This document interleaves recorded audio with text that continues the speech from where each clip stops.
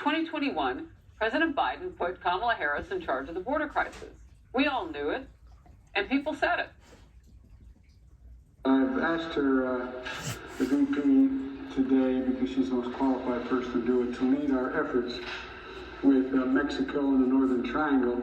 This will be her first visit to the U.S.-Mexico border region since she was appointed as the border czar by President Biden. She is now the point person on immigration. Kamala Harris, who was appointed as the border czar, hasn't gone there at all. She's supposed to be the border czar. There has been so much criticism against Kamala Harris. You know, she was the border czar.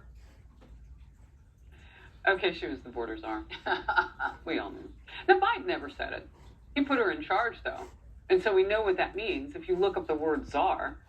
Anyway, she's running for president now, and the left is telling everybody she was never the border czar.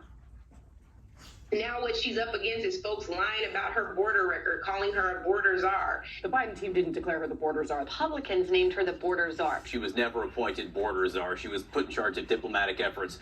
Number one, Harris was put in charge, as you said earlier, of combating the roots of immigration. She was not and is not the border czar. She assumed the role that Vice President Biden had during the Obama administration, which is diplomacy with Central America. She is not the border czar. To the extent there's anybody who's a border czar, it's the Secretary of Homeland Security. Yes, we are going to debunk the false